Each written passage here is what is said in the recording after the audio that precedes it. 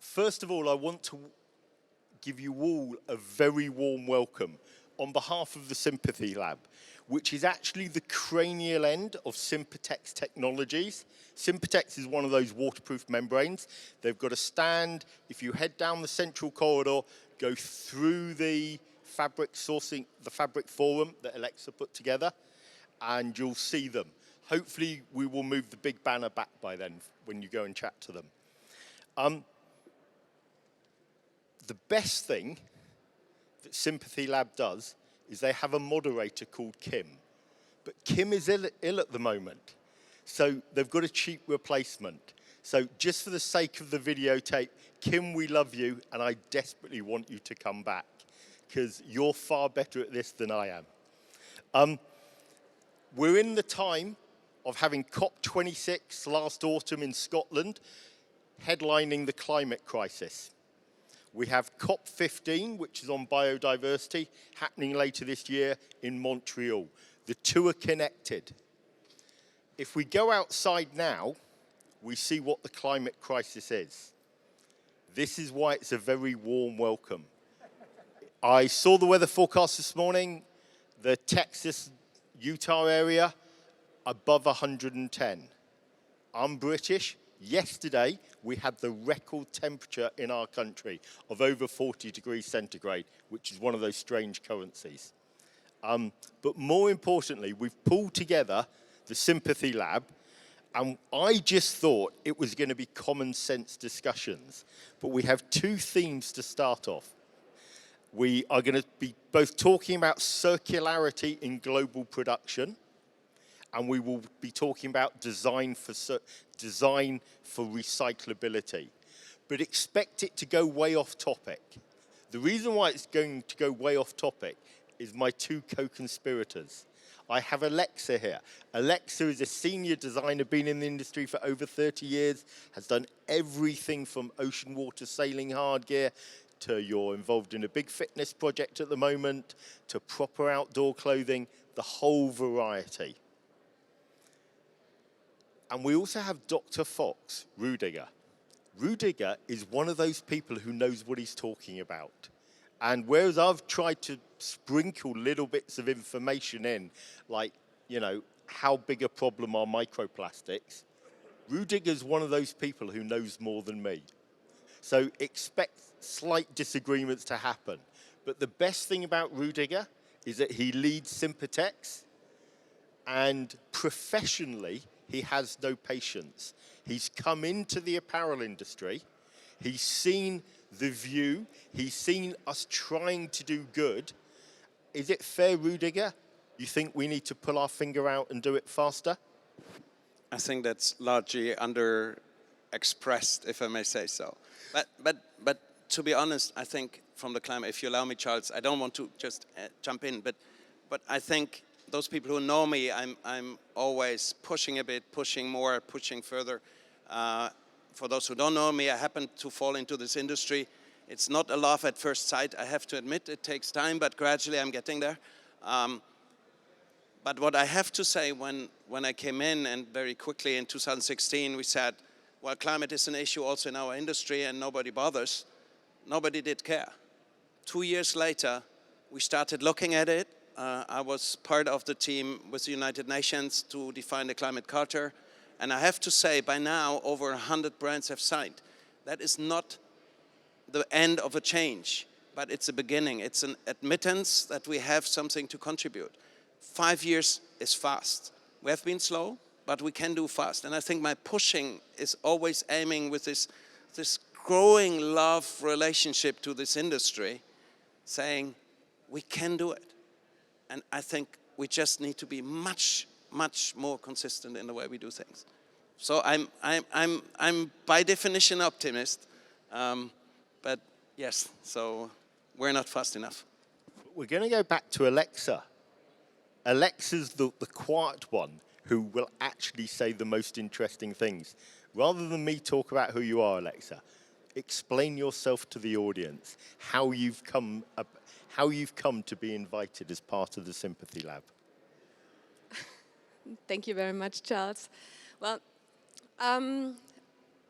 I am really honored that I'm invited today to be part of this panel because my road is very long, and I have to admit I love the textile industry to the bits. I mean, it is my deep passion, my deep love to serve this industry, and all I was allowed to learn creating all these collections the last years, and for 13 years now to do the Fabric Forum for Functional Fabric Fair and Performance Days, gave me the opportunity to go into the deep learning and have expertise from fabric to design thinking to the whole process until the retail and the end consumer. And during the lockdown, I was invited by Functional Fabric Fair to create webinars and newsletters about fabrics to give actually a tactile expertise through the webinars because the fabric fairs couldn't happen.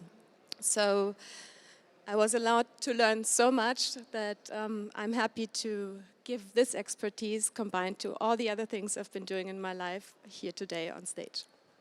Alexa's not telling you the full story. Over in Europe, we have ISPO, which is the equivalent to OR, but it's bigger than OR. They have an apparel competition each year. I met Alexa because she was the head judge. Listen to what she says. She's a lot wiser than I am, is all I'm prepared to remark. But can we get on to the Sympathy Lab question? I want to start off with circularity in global production. So we have two big issues. We have the question of, we say we're doing circularity, are we actually doing it? And we still have this embarrassing side, the global production. Rüdiger, I'm throwing the subject to you. Please initiate it. Okay, I try my best. Charles has largely exaggerated at the beginning. I'm much less competent than he is. But the trick is, I try to simplify the problem. And simplifying the problem is, first of all, if we just drag things out of the ground and then burn it at the end, that doesn't sound too sustainable in the long run. And 100 billion garments and 23 billion pairs of shoes is huge. We talk about lining up 23 billion pairs of shoes. It's about 70 times to the moon and back. That's our production level every year. So, and that's our wastage level as well. And that's what we currently waste. So first of all, I think it's super crazy because since a couple of hundred years before, we try actually to turn dirt into gold. And now we're at the edge of finally being able to do that. So circularity is not an annoyance, not a nightmare. It's first of all the most fantastic opportunity to make our industry much more efficient rather than throwing things away we have created in the first place to keep them into circularity. I can talk a lot about ethics and nature and preventing next generation, but let's start with the economics. The economics is, it's nonsense to just burn things or destroy them at the end of their life, but rather getting them back in the circle. I think the second step is we need to look at where could it happen? And I'm not saying it's simple. There are a lot of details we still need to figure out. But if I look at an industry, which if I take this 100 billion garments, 1/3 is kind of, we call it natural growing fibers, even though the silk dress, even in the Titanic, didn't disappear in a couple of hundred years under ocean. So the natural fibers we currently bring out in apparel is not as natural as we might believe or make people believe. But let's talk synthetics. Synthetics is about 2/3 of our industry, and 80% is polyester. We would be super stupid not to recognize that the focus on polyester circularity is the only most economic thing we can do in the first place. I'm not saying it's the only solution, but everything else is just nonsense. So let's simplify the problem, say circularity is an economic possibility, actually an opportunity. Secondly, let's focus first on polyester. In polyester, we have recycling technology already in place in all areas. We take bottles. Let's make it a bit more complicated on different types of polyester fibers, but still, there are a lot of startups coming up. So let's first agree on it, then agree on where we focus on, and then drop a few of our mental models. When I'm saying this, hey, let's do polyester, everybody's saying, wow, that limits our design freedom. But if you look what creativity is versus innovation, creativity is wild, and I have super respect for creativity. But innovation happens when you target creativity to a focus. So our experience is when we say, let's go for polyester, and do this exclusively, you instantly find new solution to mechanical elasticity, to all kinds of patterns and shapes. We now have just tried to say, oh, if coloring is the process, is the problem, and the chemicals and the water, well, why don't we make garments without colors? So we have the first offer saying, hey, let's make it without. So let's really stretch our imagination. Let's go to the limits, but in a framing where we can say this remains economically efficient, because economy will also rule the thing. So let's stop dreaming that we change out synthetics into natural fibers. That won't work, and the natural fibers don't work circular either. So let's first of all focus on the simplest problem. And then with that focus, let's attract finance community.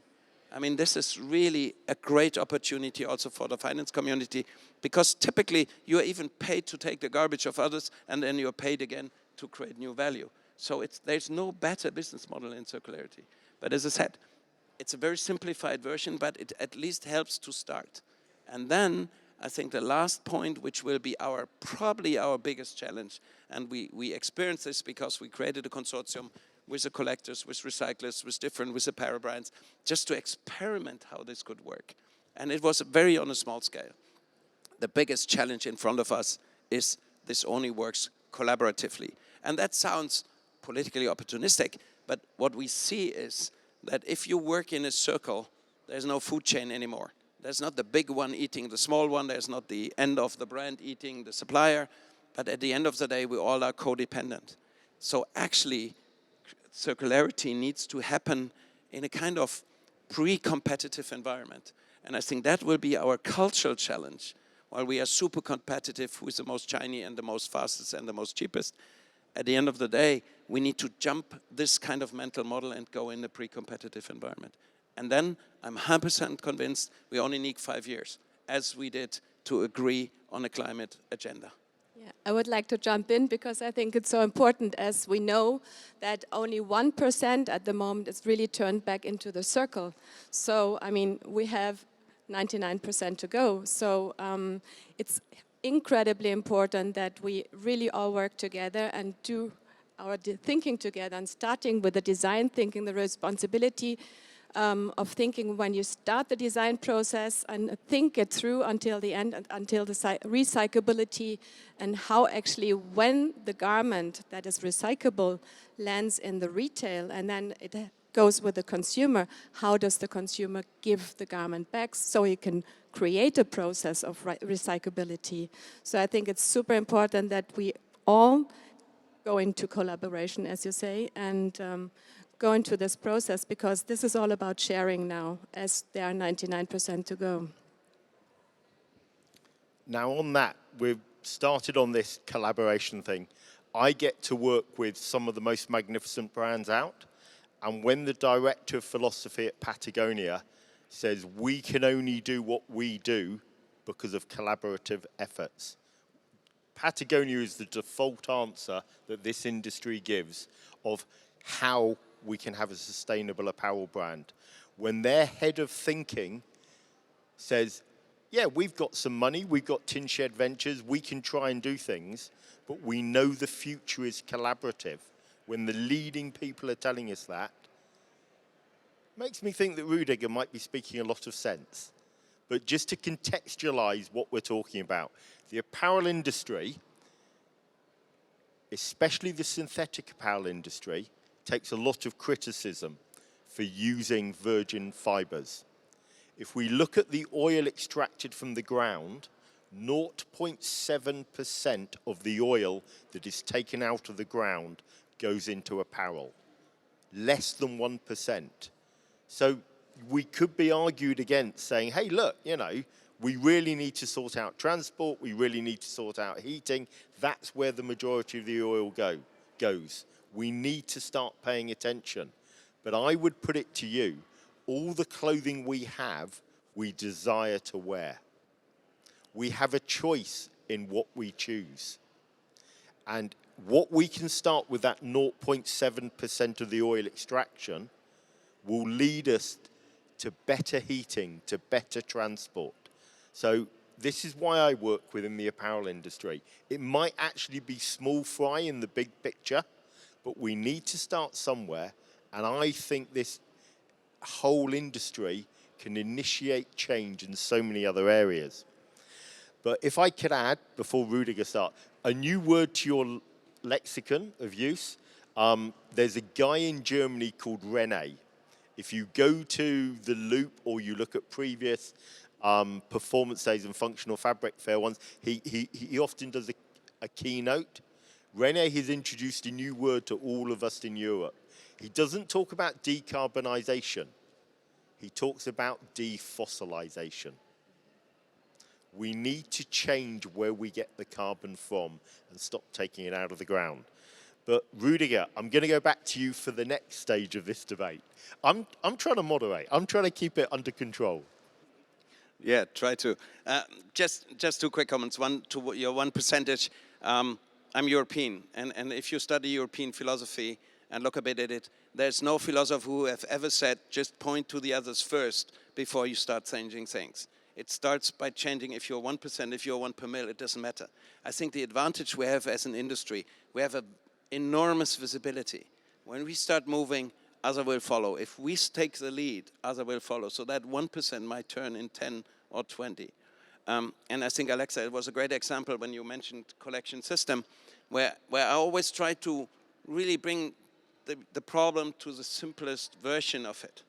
So I guess, can you quickly raise the hand? Who is collecting paper for the recycling? You can even pretend if you don't do. So are you typically taking the pizza box and bringing it back to the pizza shop where you bought it? And are you sending the newspaper back to that print shop who printed that newspaper? No, of course not.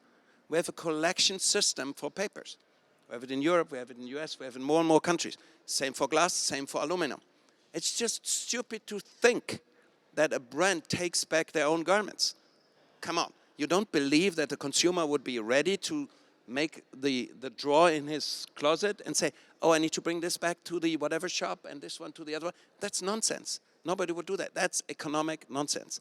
But what happens is that just the European Commission has passed a law in the new Waste Directive, just published recently in a couple of weeks ago, that says by 2025, every European nation need to have a nationwide collection system separate for textile. Here we go.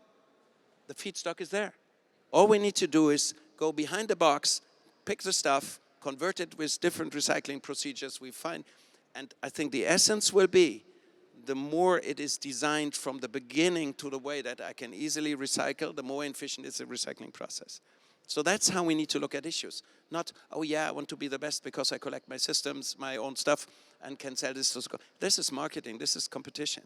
Collaboration is, let's look at the system and find the most efficient way. And on the collection system, it's simple, it's there. And Alexa, before you start, I'm going to add something to what Rüdiger has said, because he's not quite giving the full story. If you don't know what Sympatex is, they use polyester. But the interesting part is they use a polyester membrane. So he has created a mono-material garment. The most iconic garments in the performance sports industry are made from a mixed material, which means they can't be recycled. The question Rüdiger's asking is, should we actually now take collective responsibility and say mono-materials the future? Whether it's a polypropylene, whether it's a nylon, whether it's a polyester, but if polyester is 80% of our synthetic trade, it makes a lot of sense. So yeah, I'm just helping Rüdiger. Yeah, but don't glorify us too much. I mean, for 25 years, we have done the mixture like everybody else, but we simply recognized when the problem came up, a monomaterial is easier to dismantle or to recycle than anything else. And we sacrificed turnover. We clearly said, that's our strategy, we don't care. We know polyamide is more abrasion resistance and all this, and elastan is great for elasticity. Well, no. And when we started saying no, we find new solutions. And I think that's what our industry needs to learn. We need to learn to say no to the wrong things. That's the essence. But listen to Alexa, because she'll develop this. Yes, and I can tell the awareness of the designers nowadays is great, and I hope everyone is joining that when we start designing synthetic garments for fitness collections, outdoor collections, or other performance collections, that we really take care that we go in as monomaterial as possible. So when it's nylon, I mean, there's now nylon insulation that hasn't been taken part for a long time, but now as we have nylon insulation, you can even create a winter jacket completely out of nylon, or polypropylene, or polyester is already working for quite a while. So, or if you're going into fitness training collections, then, I mean, you just can tell, listen guys, please, when you create polyamide garments, please use polyamide thread, go as polyamide as possible, and the same with polyester or polypropylene. This is already a huge step. And the next step is also then taking care of where is it produced, and also the design process to the development process, that you maybe go as shortcut as possible in using 3D creation after pattern making, and instead of going 3 prototype loops, going just maybe 1 or even none, as you just said this morning when we were discussing about it, that we can even go without any prototype loop anymore directly into sample sale production. And saving energy, time, carbon, this makes a big difference in the end of the day. And the next step is also education of the retail and then the end consumer. Never get this out of mind when you're in the design process, because the message has to be transported all the way through. Because the end consumer does know so little what we designers and developers are thinking about in the beginning of the day. So the story has to be told, and it has to be clear and transparent. Now, those of you who were here for the last presentation today, for the last presentation yesterday was from Hohenstein, and they were talking about avatars. They were talking about using virtually.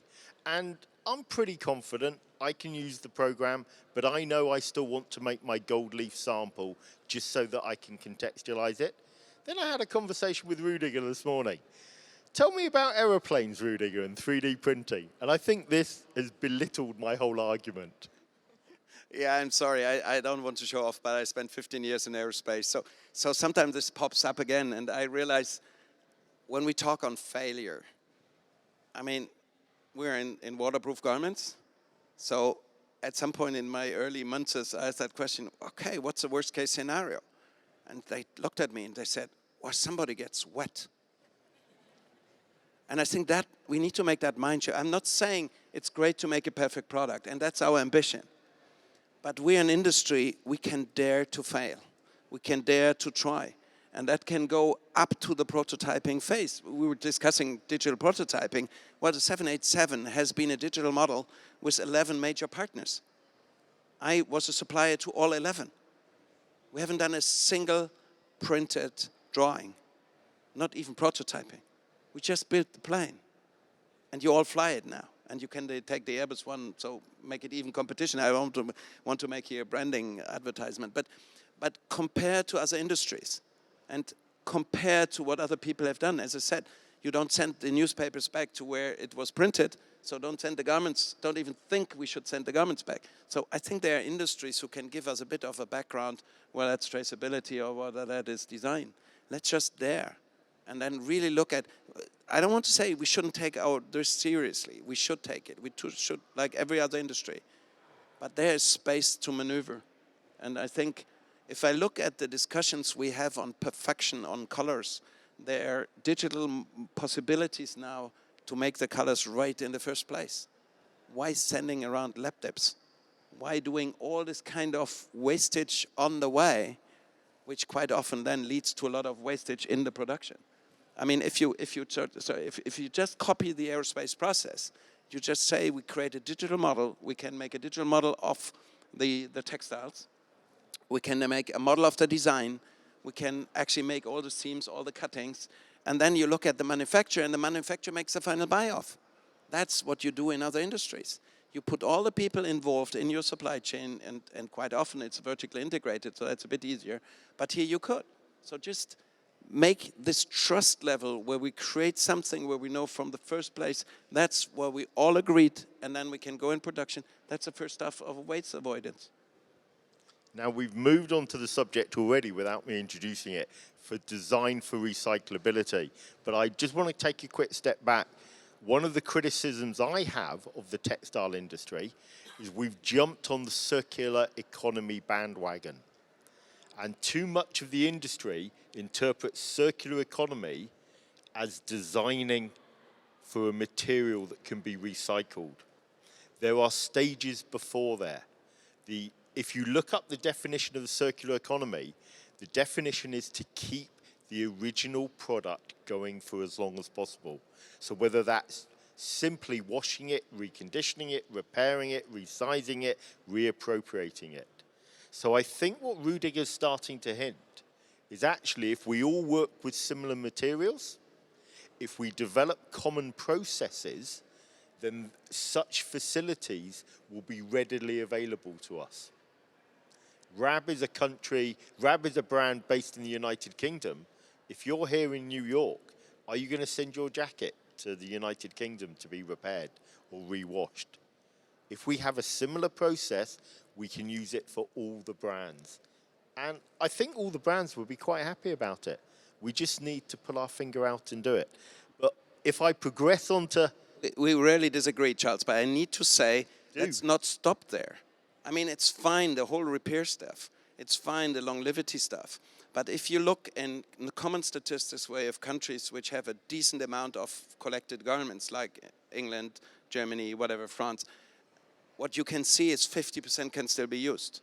So let's not dream that by extending lifespan, which I think is a hygienic factor. I mean, it's ridiculous that we design for failure or for short lifespan. So don't take me wrong, but that's not good enough. People are still throwing away garments even they are good. So let's go until the end of the story. Well, this now moves us on to the price. The relative price of a garment has been falling, and it's just like pegging it against food. The relative price of food has fallen for the last 2 generations, for the last 50 years. But that's a question which I don't know whether we're going to address on the Sympathy panel. But to me, it means we need to love our garment more. We need to hold on to it more. But these guys are bored. I keep on talking about something called emotional durability. Ignore the emotional durability. Most people interpret durability as physical durability, yarn durability.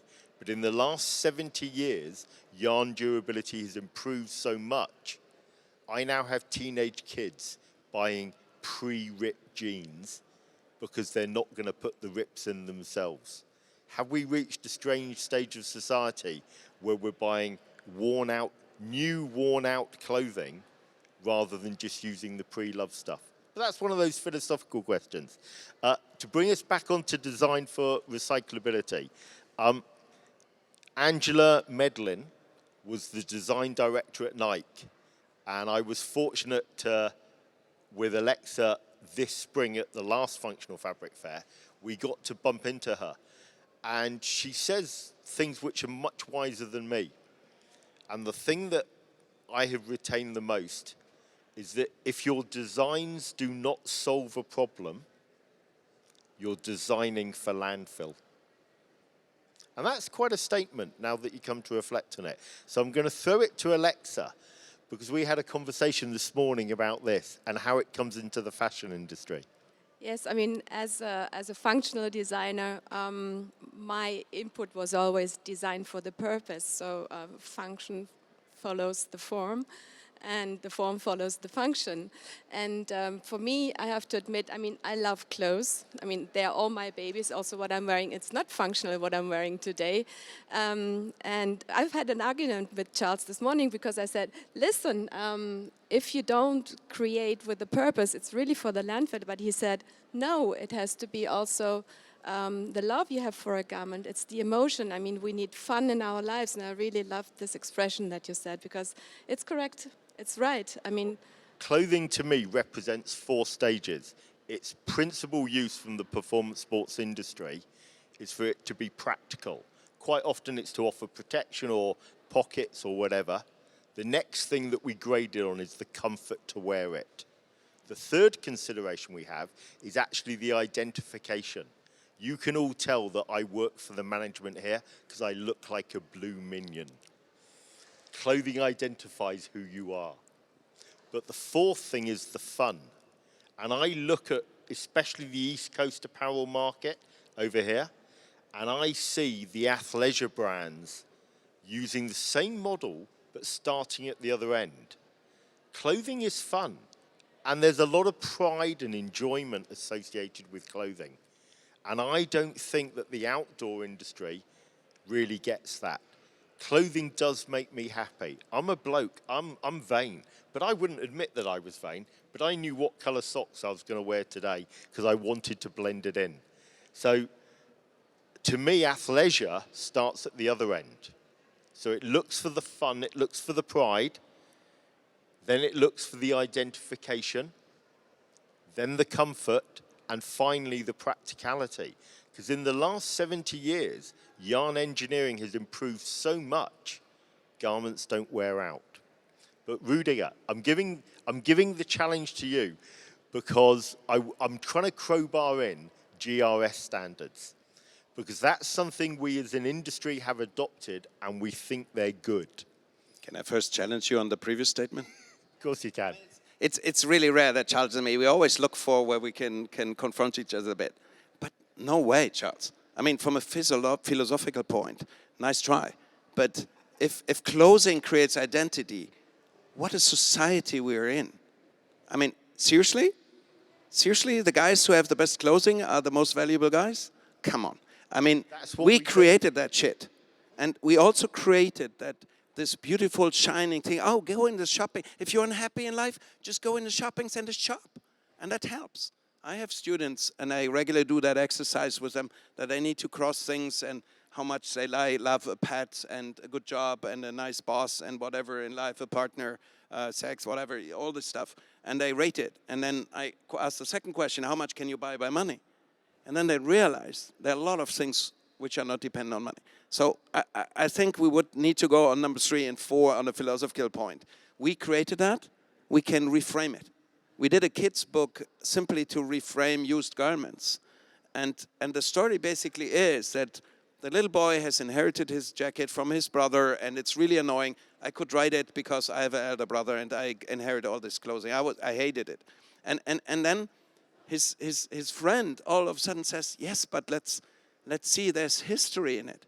You wear something which has seen something in the world. If you buy new, it's neutral. If you buy something which is used, there's a story behind. So let's see how we can actually connect other people's story. Let's create society by garments which we exchange. So we can reframe this. I think we should not stay where it is. We can recreate it. The worst thing is that his correction to me is good. As in, he's opening the question up, and I realize how focused I'm becoming. But this is a warning. In 2-3 minutes' time, we're going to go to the audience. Okay, can I still do the GRS one? Yeah, that's what I was going to go back to you for GRS, but I want them to start thinking of the questions. Because you're going to get 3 contrasting answers. It's going to be eeny, miny, mo, whichever one you want to vote for. Yep. But GRS, here we go. No. Before you go on this, I have a question to the audience straight away. Who is buying second-hand garments? Okay. Who is exchanging garments to give new stories? Okay, very interesting. Thank you. If we'd asked that even 2 years ago, we would not have had the change. So good on you. Thank you. GRS. I started with a compliment, and then I simplify again, so that's a warning. Compliment, I believe our industry has understood we need to change something. The danger at the moment is... Global recycled standard, by the way, is what he's talking about. So the danger at the moment is that we try to be perfectionist right away. And GRS is a fantastic example, and respect to those people who build it up. But still, it's a wrong trajectory. Economy built on mistrust is always inefficient, wherever you go, no matter what the industry is. GRS is a standard that actually certifies, I'm exaggerating a little bit, or a bit of polemic, but that I can see on the t-shirt what bottle went into that t-shirt. Honestly speaking, I have no bloody idea who invented that story that somebody has produced new bottles to turn them into recycled yarn. I heard it from all corners, but I couldn't find a single person who could actually witness who has done it. But it's a typical example where we create a potential risk in the transition to a different state, where we then spend more effort in solving that problem we don't even know whether it exists, than actually we spend into solving the problem. We currently have more and more clients who ask us to have a GRS certified standard yarns throughout our supply chain, which is typically 4 or 5 stages even for us. What does it mean? We spend a hell of a documentation time to prove that actually it came from a recycled bottle. If you look at economics, a used bottle is always cheaper than a new one. This will sort by itself. But at the moment, because of the mistrust we created also in history by our behavior, but also we have between each other, we now create systems where we trace, where we control, where we document where the bottle is coming from. No other industry is doing this. So we need to, when we go now this trajectory, we also need to build up trust again.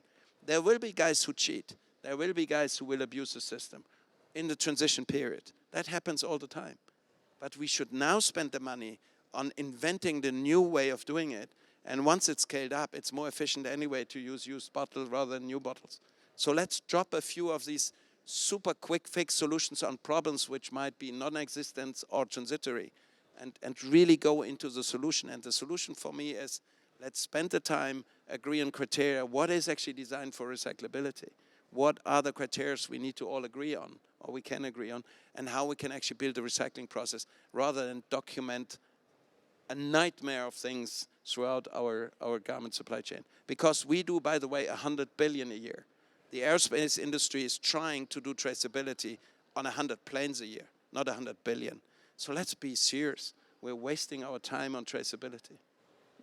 Yes, I mean, I agreed absolutely with you. We really should rather spend the money that we would use for certifications for the control system and really invest it into the doing of creating more sustainable ways, more better processes, and really get into the doing and getting further and in our processes without having a break actually through the certification processes, which will take more time, more energy, more money, and will give us not the chance to go as fast as we could.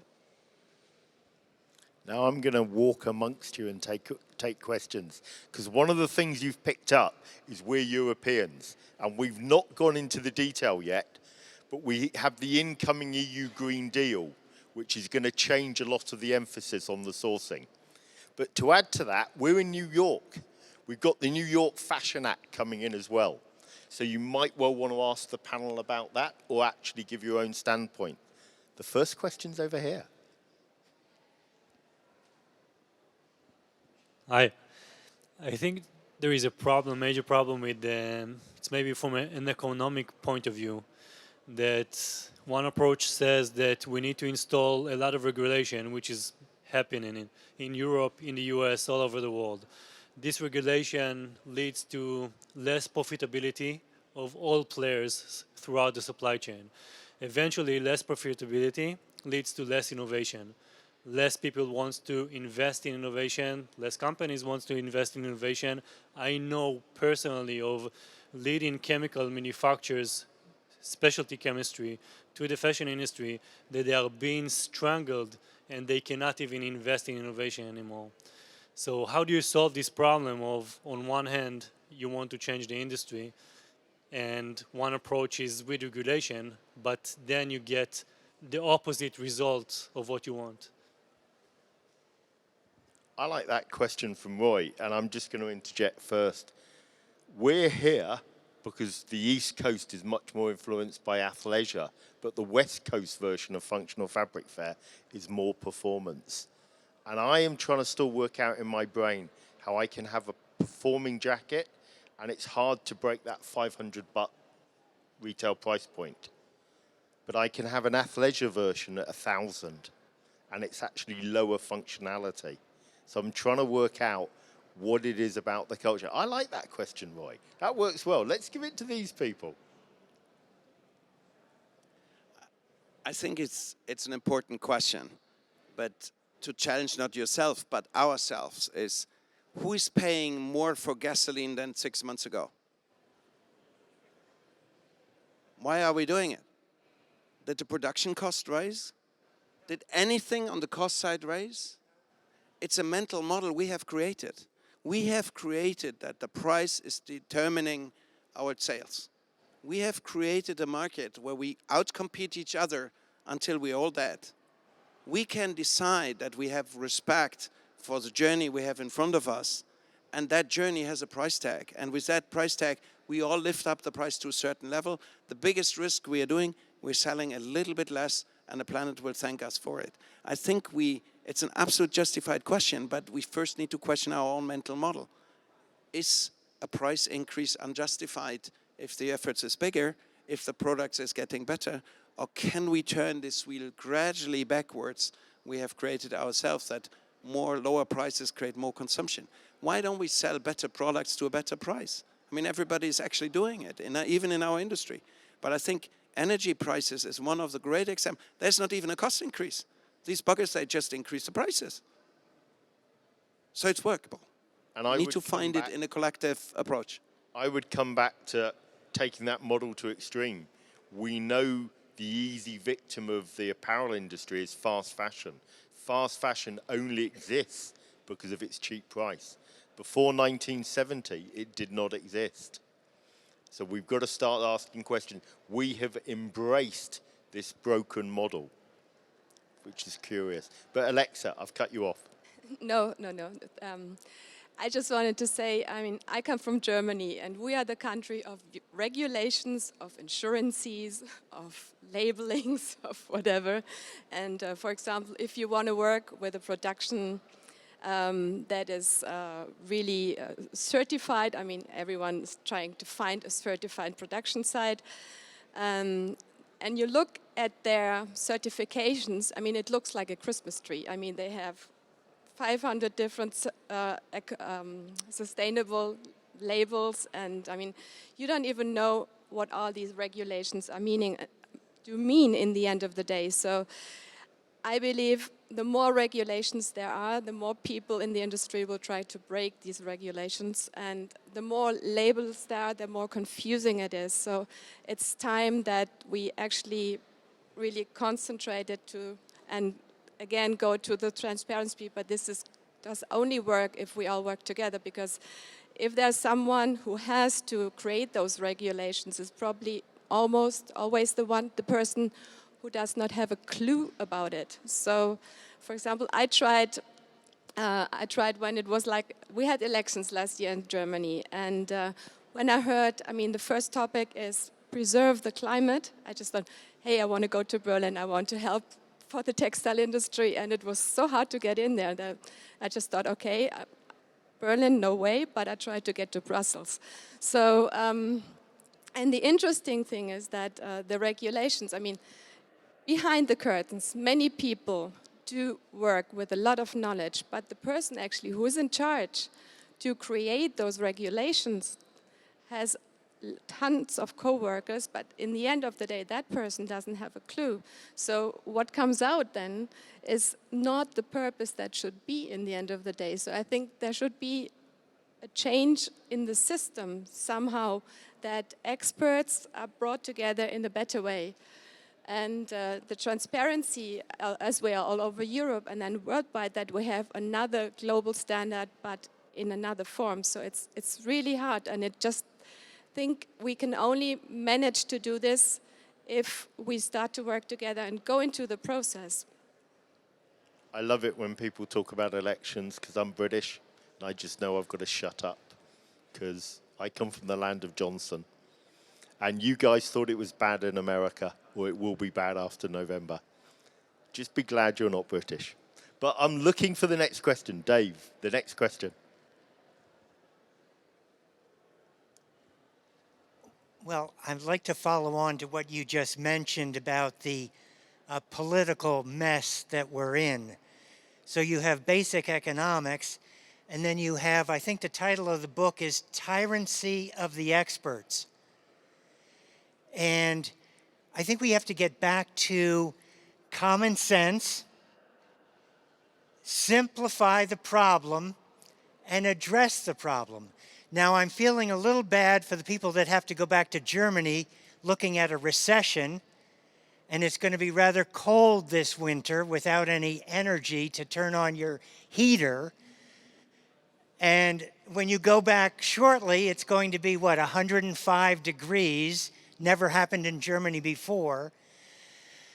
So I think our politicians are letting us down big time, because there's plenty of oil and plenty of gas, and everybody in the United States is paying a lot more for gasoline, and the Europeans are going into a recession rather quickly. Some say a deep recession, which will change behavior. The populace is going to be slightly pissed off more than they are right now, which is saying something. The United States is going into a recession,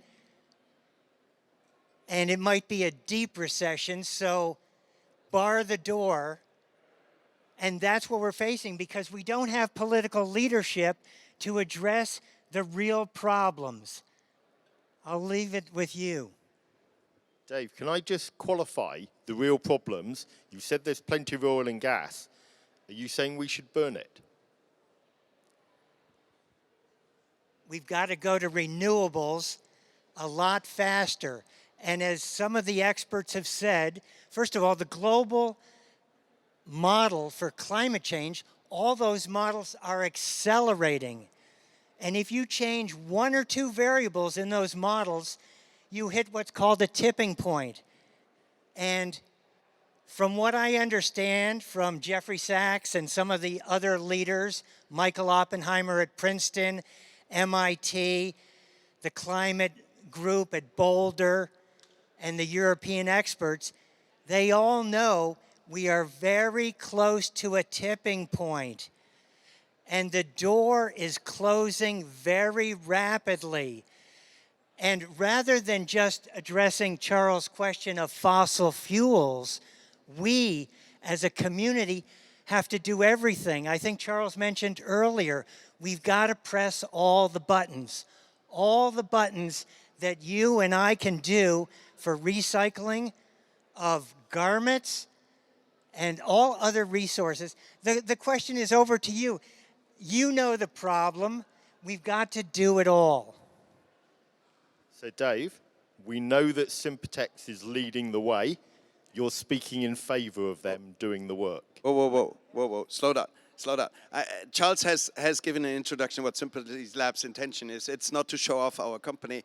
It is simply we try to create a space for dialogue where we can jointly find solutions to problems which are common to all of us. I tend to contradict, but the warning would be I'm a pragmatic optimist. Pessimism doesn't help us. But in the last financial crisis, I was asked in front of 2,500 people to hold a talk on the financial crisis. And in the preparation of the talk, I found a statistics of the GDP development from, I think it was from Berkeley, from Stone Age till today. And when you look at that, there was virtually no GDP. So I think first we should not blind ourselves with some GDP fluctuation, especially as if we first create a bubble and then are surprised when the bubble explodes. That doesn't change anything.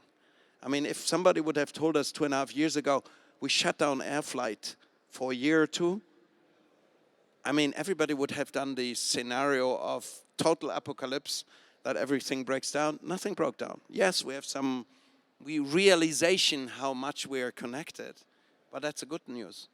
With all the side effects, I don't want to ignore them, but basically, nothing can stop us if we don't want to be stopped.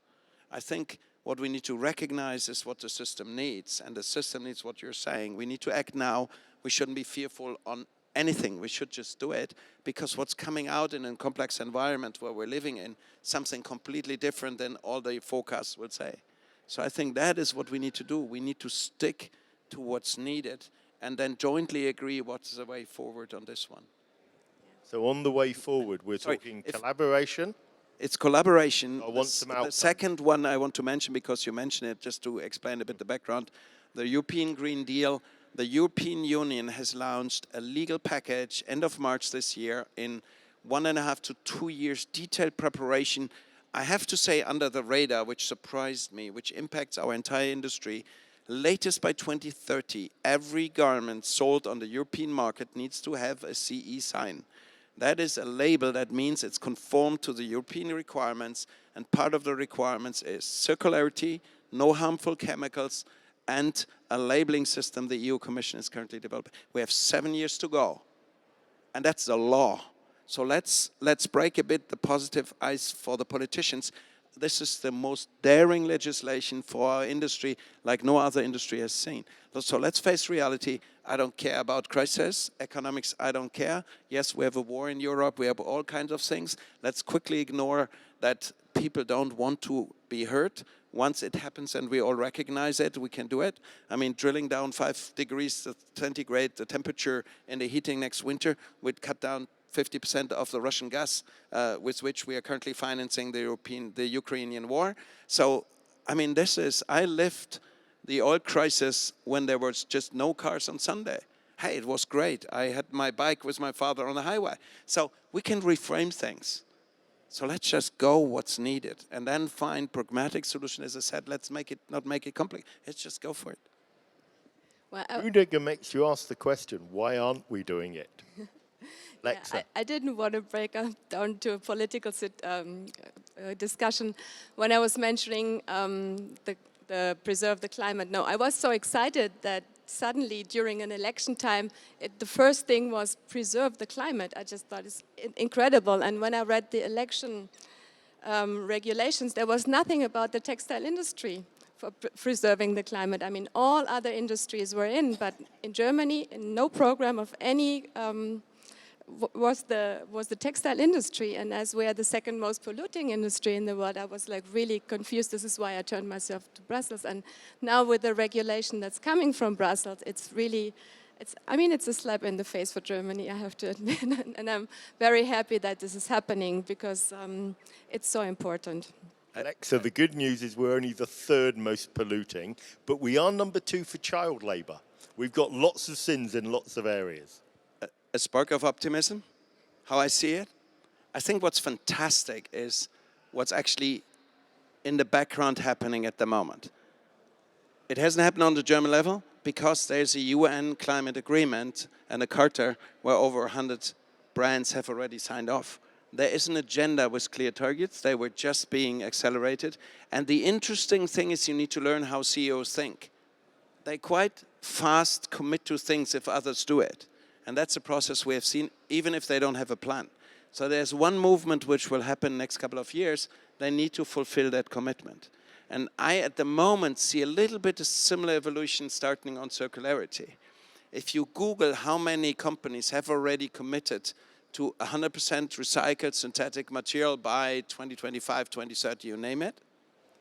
Now, in their minds, they all think, oh yeah, there's these fantastic PET bottles we can recycle. Well, if on the sideline you observe that Coca-Cola committed, Coca-Cola is by far the biggest packaging consumer in the world. If you on the sideline see that Coca-Cola committed on a 30% recycling quote by 2030 on their bottles, that reduction of bottles we can use is 1 bottle per garment. You can make the calc. So our supply chain of PET bottles for recycled synthetics will just vanish in 2-3 years. We'll be forced for circularity. And that's what I find fascinating. If you look at from a system behavior point of it, things will come anyway. The only question is who recognizes it first and starts to prepare for it, and then it becomes anyway a movement. And I think it's so important that now we let the young talents coming into this industry, creating the solutions like with the experts together, so that you really give the opportunities to young talents that just finished their studies, because I've been giving lectures in different fashion schools the last years, and we had projects like workshops for 5 days to create sustainable collections, and they had such brilliant idea that would be ready for the market. And I believe so strong that, and this is like an appel to all the companies here, please have your experts taken in, the young people, the young talents that come from the universities, that get the education at the moment, how to change. and give them a chance to create innovations with the experts together, the young innovative with the expert shortcuts regulation, and you'll be going very far very soon, I believe. Now we're running over time, sorry, but I moderate, so I'm prepared to take one more question. And we have the last we have two last questions, half each. Really sorry. No, don't hurry. So I just had a question about the singular contents. I work in intimates and underwear, and spandex. Spandex is hugely important, and I think over the years, customers want spandex and stretchability. So what is the plan and idea? What can we do to help make something like that recyclable? Because it's the one thing I'm not throwing back into the Goodwill, and I'm not rebuying underwear. So this is a question beyond the texturized yarn. So beyond the possibly 10% stretch we can get by texturizing yarn, how do we make it? And I'm passing it over to you, Alexa. The point is, I am working on a training collection actually, and you have some compression clothing where you have like an amount of 20 to 25% elastane inside, and you cannot change it if you want to have the function in the garment. So it has to be built to last. So if you have a garment to build where there has to be a lot of elastane in it, you should build it as robust and durable as possible. But if you have a content of 3 to 4% elastane, actually it does not interfere in the cyclability of the other synthetic or natural yarn that you're using. So it could go into the content of the recyclable process. So this is these are the two options actually. But Alexa, can I point out, you're working with some very good textile recyclers. Textile recyclers also need to come on board. They're rejecting it because this is the more interesting hard work. They just want the easy work. But Rüdiger, I cut you off again. Yeah, I think it's just only one or two ideas. I mean, it's a learning journey for all of us.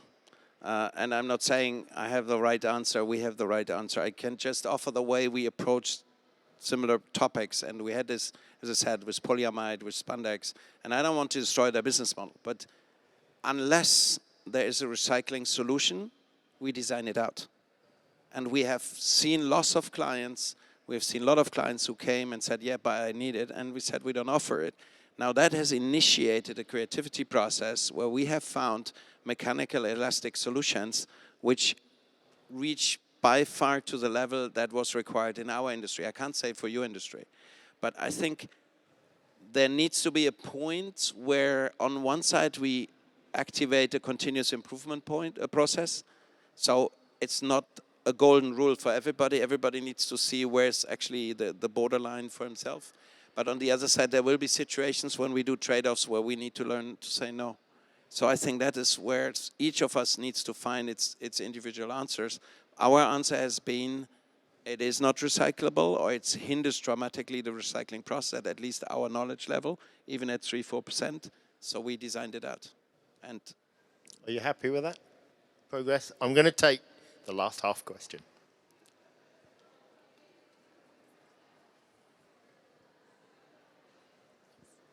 So this might be a basic question, but I've read a lot about textile recycling. There's upcycling, there's downcycling, there's turning textiles into tiles, but it seems like there's a disparity between textile to textile recycling, and I was wondering if you could elaborate on what you think the future of that would be.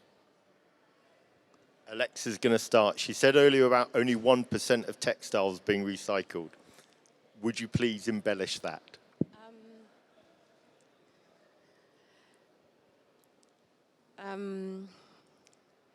It's a good question. Can I give you a starter? Yeah, please. I would say the bigger problem is going to be behavior change. The people who have profited most from cheaper clothing, relative cheaper clothing, are IKEA. because we all have far too many storage boxes and far too many wardrobes full of clothing that we are not wearing. I think in another generation, if we want a new garment, we're going to have to trade in an old garment. Because we do not associate value to garments, they are relatively cheap now. We are putting them in the trash. We are wasting them. We are not feeding them back to be looped, to cycle round the circle. The long-term aim is we've got to start thinking, if we are consuming garments, if you want a new garment, you need to give an old garment back in to go into the loop. Alexa? Yes, I believe we haven't had any education so far about recycling our clothes. I mean, I grew up with knowing if my clothes are old. I mean, first of all, as the eldest born, I gave it to my sister, who hated it. And and further on, I mean, in the end of the day, you would throw it into the textile recycling box outside in the streets, and then you have a good conscience. And I mean, when you grow older and you learn more about recycling, you know these recycling boxes are from companies that resell those clothes or send it to Africa.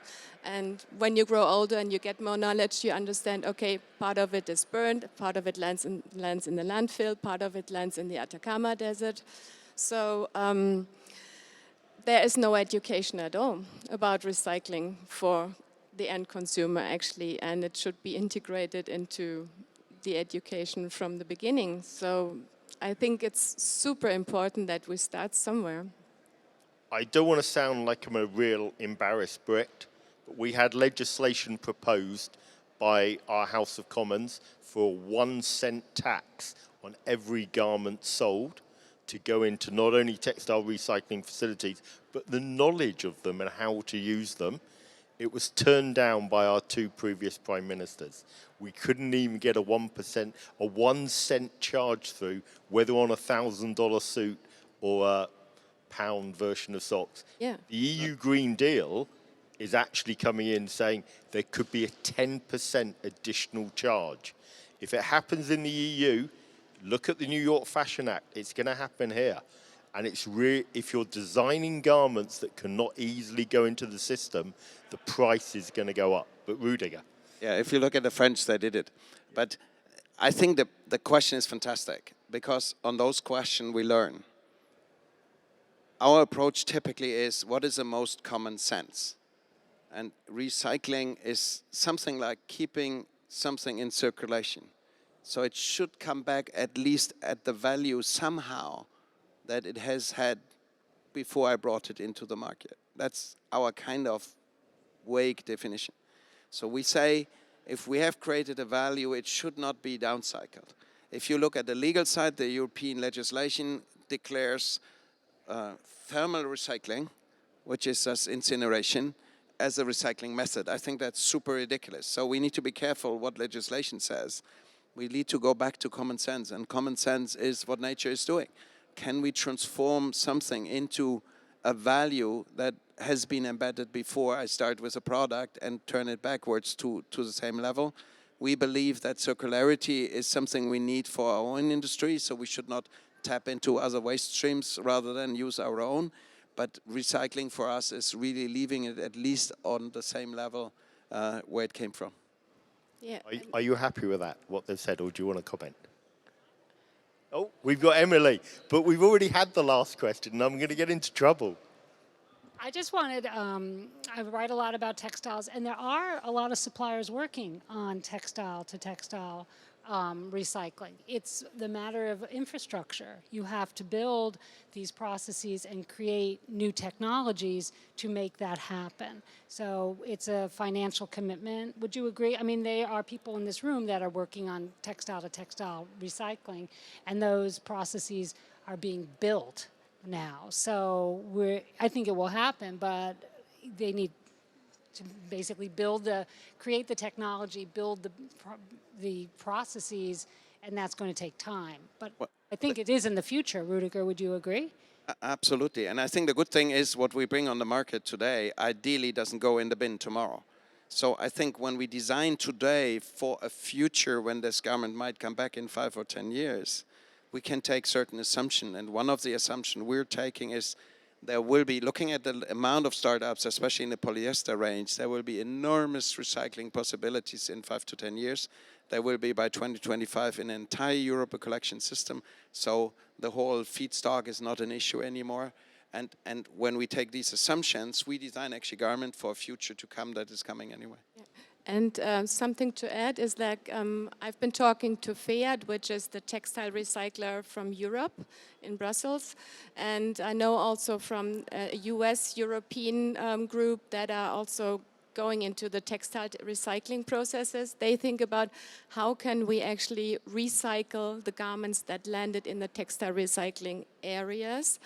And the big problems are not the mono-component garments; it's the blends. There's still a huge work to be done, and the solution is also very difficult. I mean, I have my own opinion. It's like I believe that we probably need AI. We need incredible good textile engineers. We need maybe robotic machine learning and a factory that is able to have different processes if it's analyzing chemical or mechanical separation of the different fibers for the future, so to be able to bring them back into their own components. But I hope in the next 5 years we will be going a good way there. I'm going to attempt to wrap this up, but now that I know Emily's here, if you don't know Emily, I'm going to embarrass you, sorry. This is the editor of Textile Insight, which we read in Europe because the quality's there.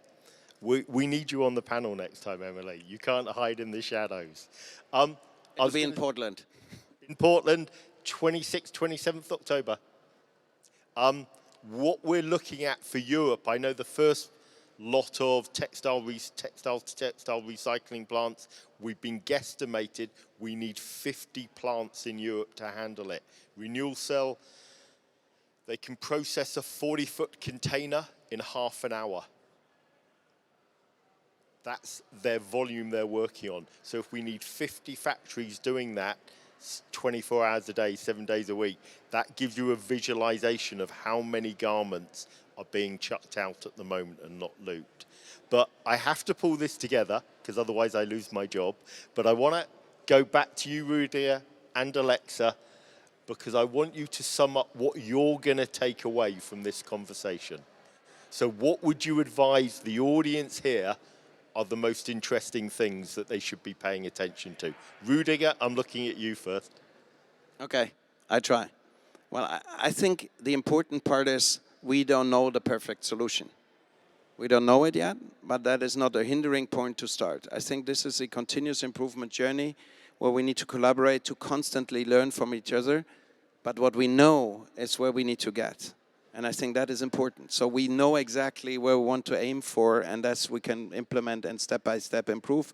Some have bigger hurdles than others, so we need to respect that. That doesn't mean everybody needs to have the same speed, but we need to all get moving in the same direction. Yeah, I agree absolutely 100% with you.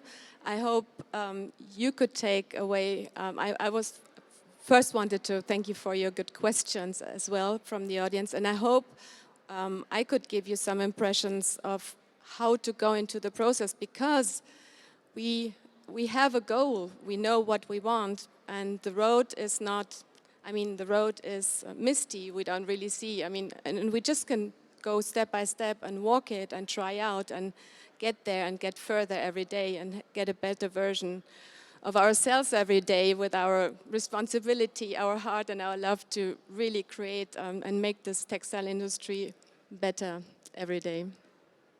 If I may add, let's love the next generation as much we love our clothing.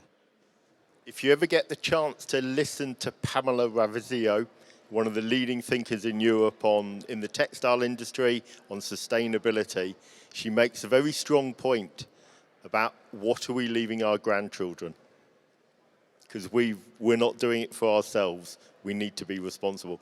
And on that note, I want to wrap up. I want to apologize to Erica because we've way overrun. I'm going to give you a 5-minute break to grab some coffee, grab a water, come back for Erica. Erica is from the AATCC, who set the regulations here. They're the ones we listen to in Europe. They are pitched that well. But more importantly, can you show your appreciation for the panel?